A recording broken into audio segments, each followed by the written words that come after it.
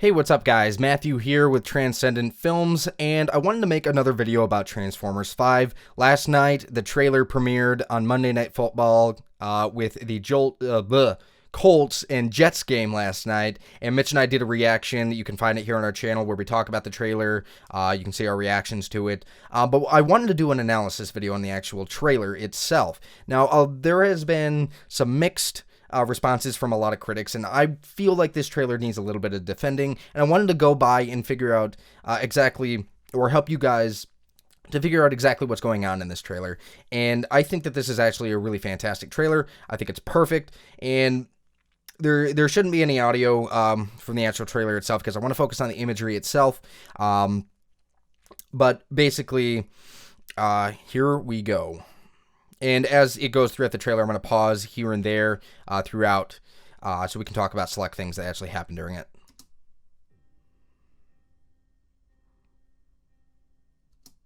Okay, so right off the bat, right here, we see this sword that's sticking out of the ground, and we can see there's some blood actually dripping from the actual handle, the itself. And it makes you wonder, why exactly is this in frame? Why is this the first thing we see in the trailer? Now, I've been studying film for about 6 years now, and it's ongoing. I'm continuing to study film. So everything that you shoot in a movie, every single frame has to have meaning. There has to be select reasons. Why did you film it this way? And so it makes you wonder, why exactly is the very first shot of this trailer of this sword? Well, now, there's speculation going on around, and there's been news coming out about this movie. Basically, this sword has popped up in news articles throughout the past year about Transformers: The Last Knight. Now, essentially, this sword is speculated to be Excalibur, because we know that King Arthur is actually in this movie. We know that some of this movie takes place during the medieval times. But I believe this sword to not only be Excalibur, it may or may not be that, but at the very least, I actually think that this is a Cybertronian artifact. I think that this, I don't know if this is the main MacGuffin, but it could be at least one of the top priority MacGuffins in this movie. Like we had the Seed from Age of Extinction, we had the Matrix of Leadership from Revenge of the Fallen, we had the Pillars from Dark of the Moon, and we had the Allspark from the very first Transformers movie. So I think that if this could possibly be one of the MacGuffins in this movie. Either, now, obviously, in medieval times, when we talk about King Arthur and we talk about Excalibur, we always talk about magic. Now, we know that Merlin is speculated to be in this movie. It's speculated that he gets his powers from some sort of Cybertronian, and what is science today, which would be the Transformers, to back then would be considered magic. So I actually think that's a really clever idea. I really like that, what they're doing. So I think that this sword is going to be a huge part of this movie, and just looking at this actual frame itself, I think it's framed very perfectly. I think we get in picture certain things that they want us to focus on. They want us to focus on this sword, but they also want us to focus on the blood that's dripping from the actual handle. I think they want us to focus on war. I think they want us to focus on the fact that this MacGuffin, this sword, is dire, that there is something big going on, that there is going to be violence, that there is going to be action in this movie, and that's why we see this sword, that this is danger ahead. So moving on in the trailer.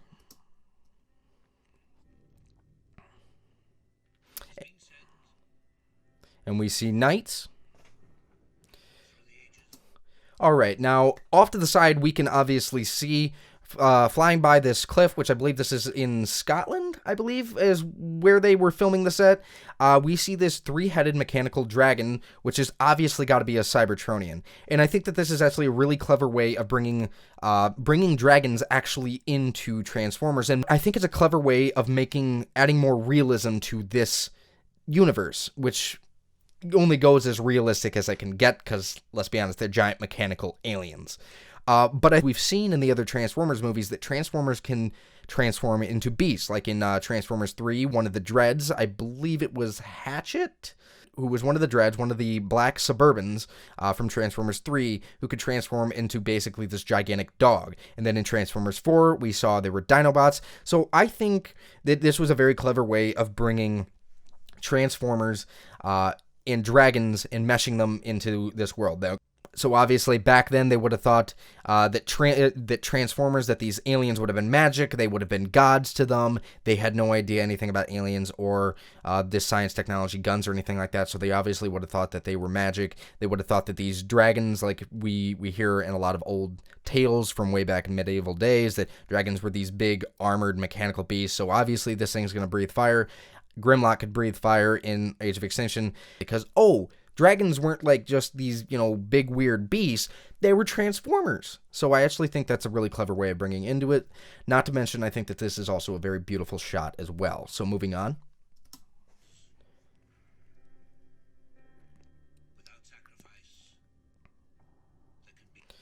Now, obviously, right just there, I'm going to bring it back just a little bit, see if I can, there we go. So right there, we can see the Nazi flag, the Nazi Germany symbols on what is actually, what I believe to be Churchill's old mansion where he actually lived. Now, we do know that they filmed there. We do know that they actually put those Nazi flags on there. So I think this is actually Churchill's mansion.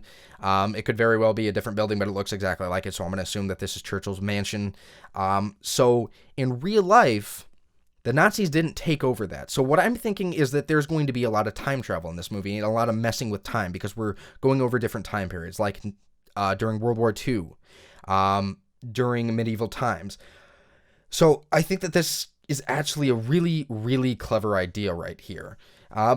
I'm interested to see what they're going to do with it, how they're going to connect England, how they're going to connect Nazi Germany to this, whether the Nazis were working with the Transformers in this alternate timeline, or maybe in the Transformers universe, this is the timeline that was set. But I do believe that there will be some messing with time in this. I think this is actually really, really cool idea, going throughout different timelines, messing around a little bit with World War II and giving more dire and building it in with the Transformers, just making that storyline a little bit more fleshed out, adding more relatability and adding more dire situations to it.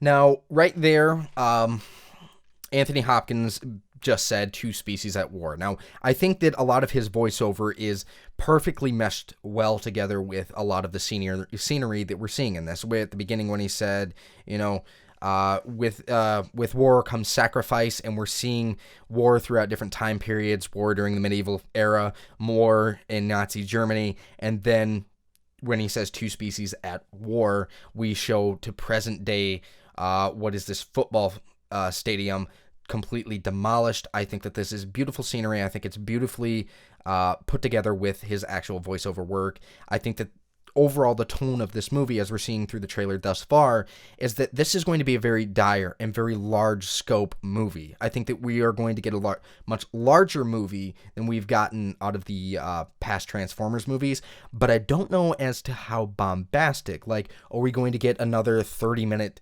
action sequence with no room to breathe like we did in the last movie? But I actually think that the violence, all the action that takes place over this movie is going to be more spread out throughout the film, but it's going to give this overall dire tone throughout the movie. At least that's what I'm getting this feeling from this trailer.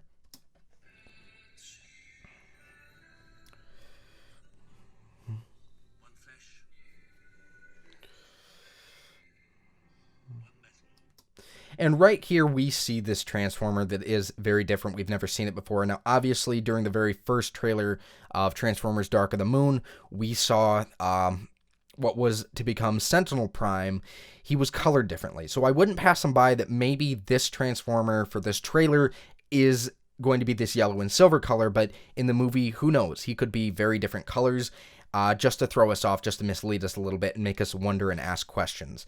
But overall, I think the overall design of this Transformer is very unique. I actually really like it.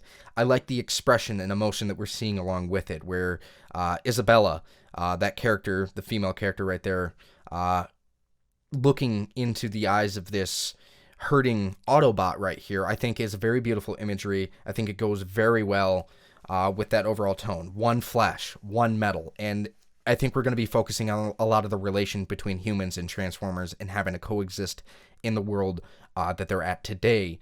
So I'm really excited to see everything else about that. This very well could be a one-off character. This very well could be a Transformer that came to Earth and gets killed during the scene that he premieres in. I haven't heard too much about this. This could be some of those characters, those other Autobot characters or Transformers characters that we heard about during all the different articles, but you never know. There could be more Transformers, and this could just be used to, this character could just be used to show how dire, how risky this movie is going to be.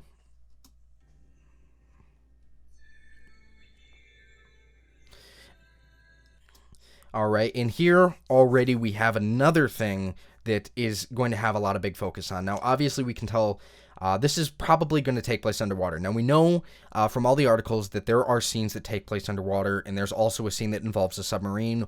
We saw very first back with that first teaser banner that came out early this year with Optimus Prime, the three-headed dragon, which could be Predaking, and in the background, an underwater structure with a submarine.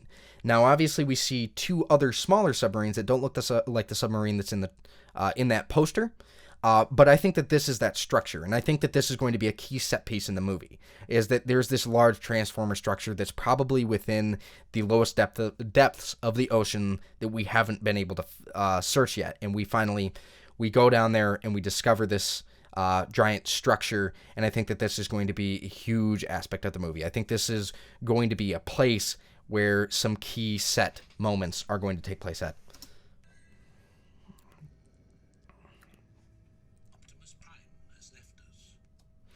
Now, right here, we can obviously see Optimus Prime. I'm going to move it forward a little bit.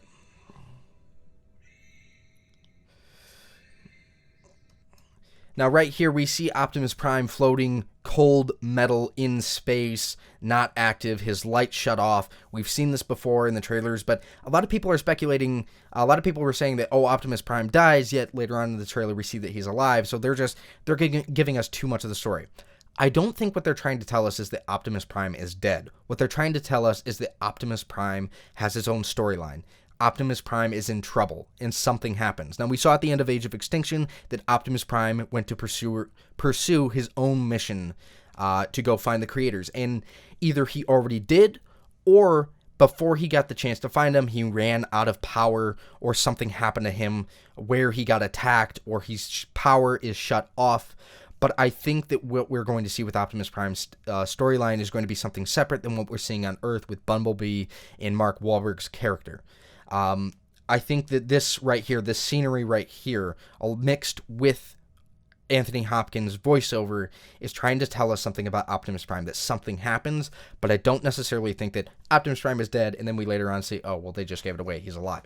I think that he is alive. I just think that something bad happened, and I think that there's going to be a lot of focus on his journey in this movie and as to why it's so important as to what he's on. Now, there has been some story elements that have been leaked that basically Optimus Prime goes to Cybertron, he finds that it's a dead world, and he discovers that it was his fault. That's what we're led to believe, that's what the articles have been saying, that's what the story leaks have been saying. But obviously we saw in Dark of the Moon that Cybertron got sucked into a black hole and basically got obliterated. Now, we see later on in this trailer this giant planetary structure, and from those story leaks we saw, he finds Cybertron a dead world.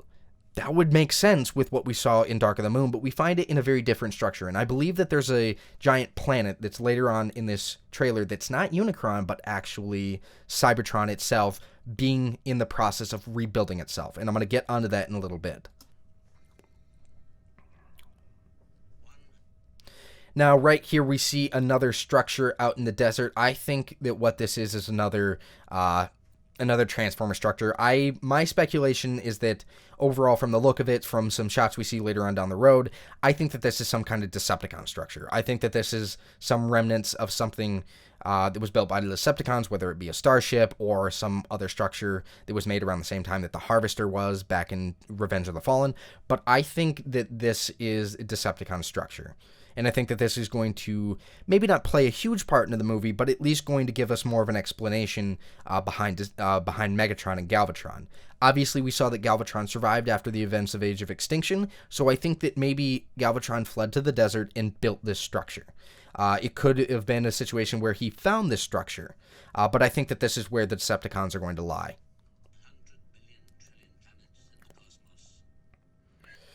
And right here we see some more structures. We see some more artifacts. And I think that's going to tell us more about what Anthony Hopkins' character is going to be. I think that in a way, this guy is a historian of the Transformers universe.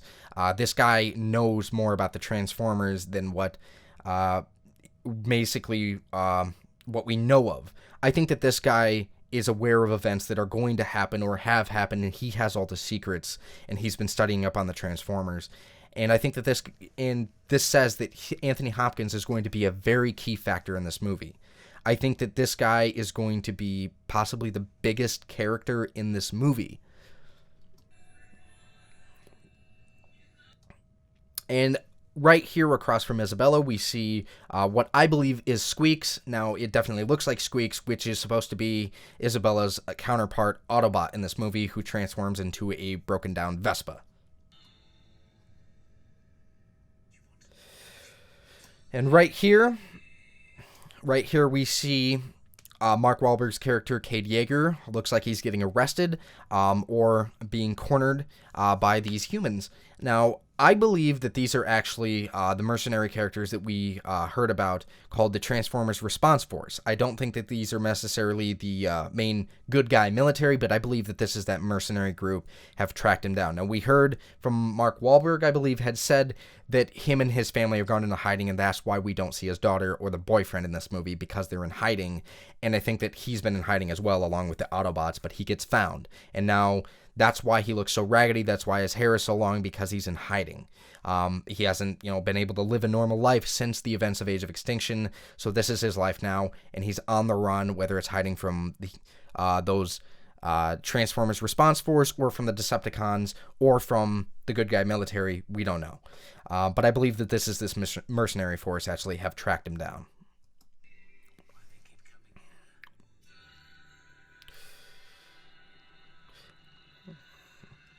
So right here, we see another huge key factor of this movie. Now, if anybody remembers back in Dark of the Moon, what Cybertron actually looked like, we saw that huge glimpses of Cybertron, especially near the end of Dark of the Moon.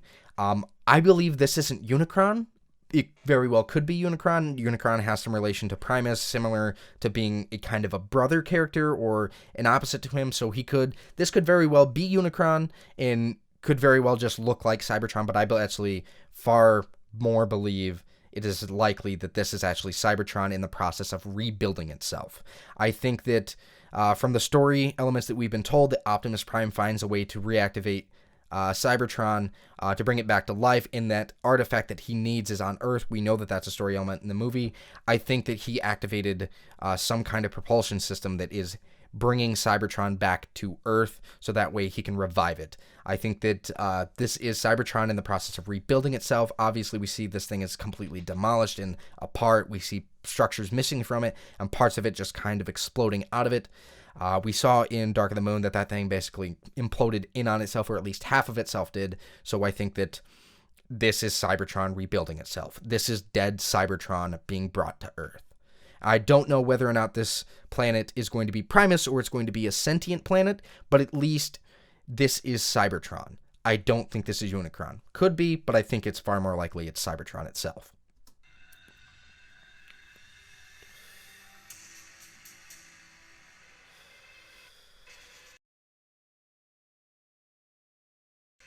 All right, now right there, and I'm going to skip forward just a little bit. Now, this is obviously Bumblebee fighting against this giant bipedal mech. Now, we saw in the last movie that that humans were trying to build their own Transformers.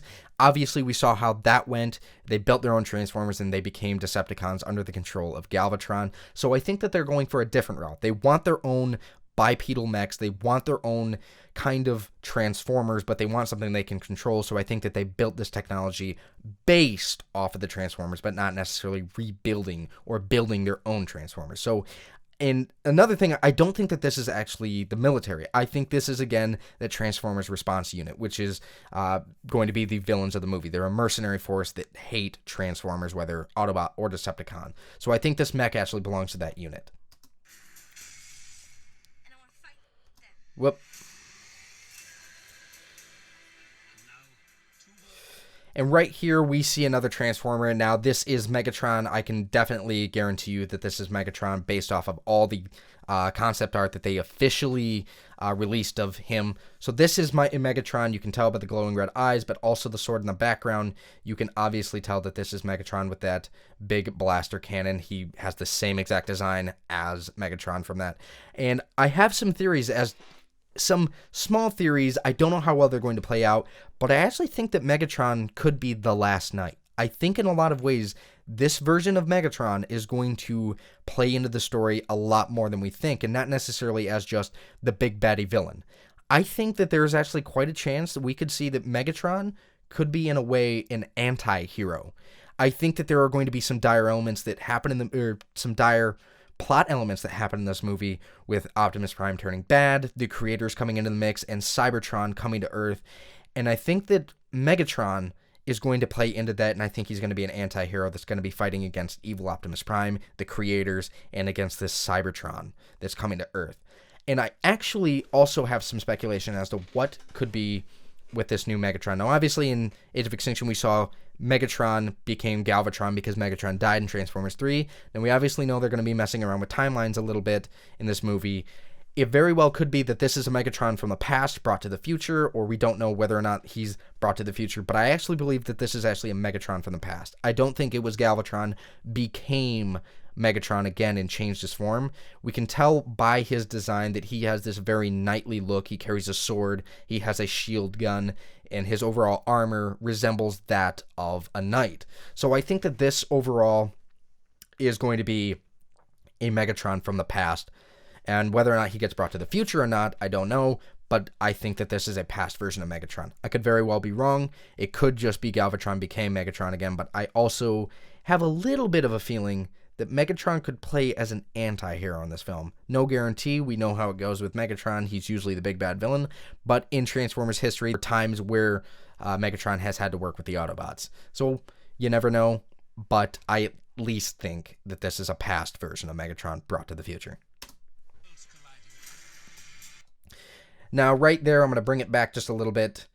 We see, obviously, these hexagonal structures that look like Cybertronian structures and what looks like a human battlefield. So I actually think that this could very well be, judging by how this pit looks, I think this could be some kind of excavation site, that maybe there's some Cybertronian structure that's buried beneath it. So take it as you will, but I think that this is going to be one of the key scenes in the movie.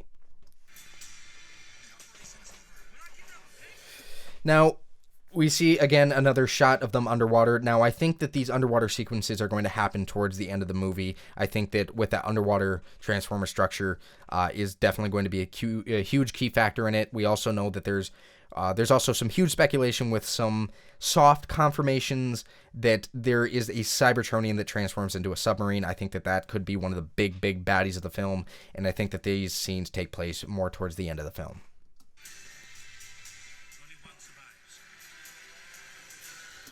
And we see a close-up of Megatron now, and this definitely is Megatron. We can definitely tell by that sword based off that concept art that we saw earlier on.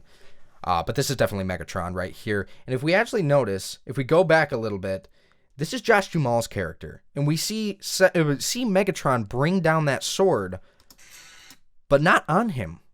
Why would Megatron be standing across from him?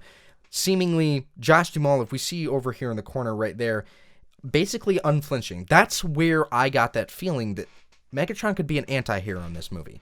And I think that that's what this is trying to tell us. Whether or not that is the case, but at least during this scene, there's got to be some kind of a stalemate between Josh Duhamel's character and Megatron talking to one another. Because there have been instances before where Megatron has just, instead of just not killing humans, he's actually had just conversations with them.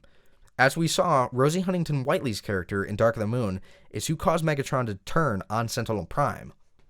So, I think that there is definitely going to be, this is going to be one of the key moments in the movie.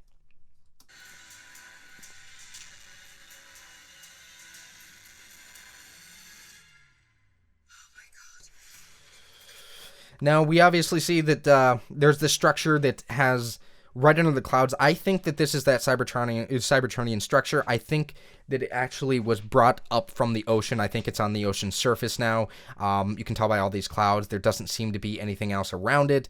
I think that this is that Cybertronian structure, and we can obviously see that there is water. We can see Bumblebee is stepping on water. We can see that everything looks very wet. So I think that this is that Cybertronian structure brought to the surface of the Earth. So I think that this structure that's underwater is going to be a huge key feature of this movie.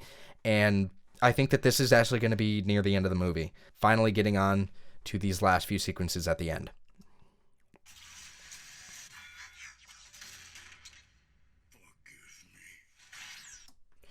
Now, right there, we can see that Optimus Prime is fighting Bumblebee. Now, this is one of the biggest things that people are wondering about with this movie. Why is Optimus Prime bad? We notice some few things about him. Now, we see that there's this kind of red tattoo on the side of his head, which goes along with that very, very first image that they showed from Transformers last night, that concept art of Optimus Prime with the purple eyes and that red tattoo on the side of his head. Now, I don't know exactly what happens. This could very well be Nemesis Prime, like I talked about in my trailer reaction, but it could be that maybe Optimus Prime turned bad. Maybe Optimus Prime is being brainwashed. You never know. But I do feel like this is going to be Optimus Prime's last movie. I do feel like he is going to die in this movie and he's going to stay dead. Now, whether or not he goes out like a hero or a villain, I don't know. But I do think it's going to be a sacrifice. I actually think that it's going to be a situation where it's more so of a sacrifice rather than villainous or heroic. But I do think it's going to be a sacrifice. I do think Optimus Prime is not going to make it out of this movie. And we can see he brings up this sword, but he brings it down on top of Bumblebee, we can see in the corner, and Cade Yeager. I mean, I think that there is definitely going to be a key element that happens here. Whether Bumblebee dies or gets injured, very, very well likely that either one of the two doesn't make it out of this. And I think it could be a situation where this could be one of the final scenes of the movie, and this could be the final battle, but I don't think it's necessarily going to be the climax either. I think that this is going to be ending this storyline. And I wanted to talk about this. Now, we don't see any other Autobots. We don't see John Turturro in this movie, or in this trailer. We don't see Tyrese Gibson's character. We don't see any of the other Autobots besides that silver and gray one earlier on, and besides Megatron.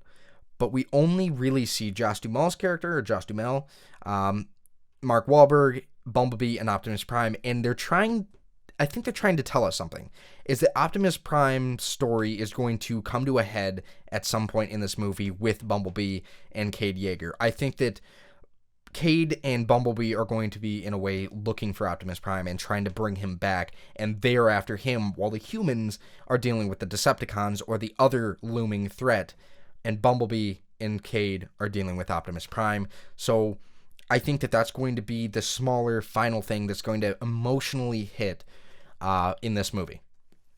So that is the trailer. Now, there are some few other things that I didn't go over that you definitely take a look at. Obviously, we see during this title sequence, we see these different structures. Always, they have told us something about the movie when we see this Cybertronian structure turn into the title of Transformers. That will probably have something to do with it. I don't know exactly what, but it's going to mean something. So thank you all for watching. If you guys are curious as to what I think about the other Transformers movies, feel free to check out our Box Office and Bagasms episode, where Mitch and I discuss all Transformers movies and what we think about them. We have a lot of fun. We basically trash Age of Extinction and Revenge of the Fallen, and we have a lot of fun talking about Dark of the Moon and the first Transformers movie. I do have some skepticisms with this movie. I do have some worries, but overall, I think that this is actually a really, really good trailer. I think that it could have gone two ways, being really bad or really bombastic and awesome like we usually did, but this opened up a third door for me. Obviously, we have new writers on this movie. This is Michael Bay's last Transformers movie. He very well could be taking this very seriously, and I think that this was a very unique trailer. I think that this was a breath of fresh air. Absolutely wanted out of the Transformers trailer. Instead of just, I just hope that it's good, it just delivers a punch like I usually do. Let's just hope it doesn't suck. But this opened up a new door for me, because this trailer focused on tone and setting and giving us questions to ask. We want the answers to these questions. I think they're definitely all going to be answered when this movie comes out, and going to set up the universe that is come with Transformers 6, the Bumblebee movie, the animated film, and Transformers 7. So thank you for watching.